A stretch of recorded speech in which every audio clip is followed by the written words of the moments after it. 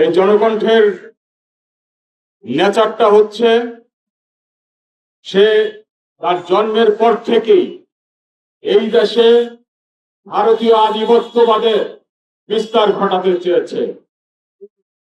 ভারতীয় যে হিংস্রতা, আজকে যেসব মানুষ বাংলাদেশে আলাদা প্রদেশ করতে চায়, এই সব মানুষগুলো হচ্ছে এই জনকণ্ঠেরই প্রোডাকশন।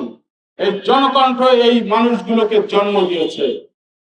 এই জনকণ্ঠ শেখ হাসিনাকে স্বৈরাচার বানিয়েছে, ফ্যাসিস্ট বানিয়েছে।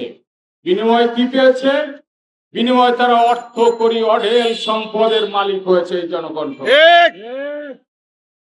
আজকে একটা কৌশল নিয়েছে সে, যখন দেখেছে 5 আগস্টের পরে আগের ধান্দা ফিকির আর নাই, এখন সাংবাদিকদের বঞ্চিত করে অন্য ধান্দায় নেমেছে এই জনকণ্ঠ। জনকণ্ঠের বোঝা উচিত ছিল ভারতীয় আধিপত্যবাদের প্রচার বিস্তার ঘটানোর পরেও ফ্যাসিস্ট শেখ হাসিনাকে দীর্ঘদিন লালন পালন করার পরেও 5 আগস্টের পরে এই জনকণ্ঠের কিন্তু কিছুই হয়নি। কেন হয়নি? এই সাংবাদিক কর্মকর্তা কর্মচারীদের জন্য এদেশের জনতা, এদেশের সাধারণ মানুষ জনকণ্ঠের উপর কিন্তু হাত দেয়নি।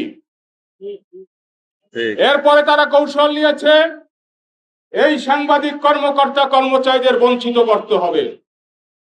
সেই কৌশলের অংশ হিসাবে তারা এই সাংবাদিক কর্মকর্তা কর্মচারীদের রাস্তায় নামিয়ে দিয়েছে। এর প্রধান উদ্দেশ্য হচ্ছে তারা এই সাংবাদিক কর্মকর্তা কর্মচারীদের রাস্তায় নামিয়ে দেশে একটা অস্থিতিশীল পরিস্থিতির সৃষ্টি করতে চায় এবং বর্তমানে যে গণতান্ত্রিক সরকার আছে সেই সরকারের বেকায়দায় ফেলতে চায়। জনকণ্ঠের সেই আশা পূরণ হবে না। আমরা সাংবাদিক কর্মকর্তা কর্মচারীদের নিয়ে মাঠে নেমেছি। এদের যতদিন চাকরিতে পুনর্বহাল করা না হবে, তাদের বেতন, বকেয়া এবং ভাতা যেসব বকেয়া আছে সেসব পরিশোধ করা না হবে, ততদিন আমরা রাস্তায় আছি ইনশাআল্লাহ।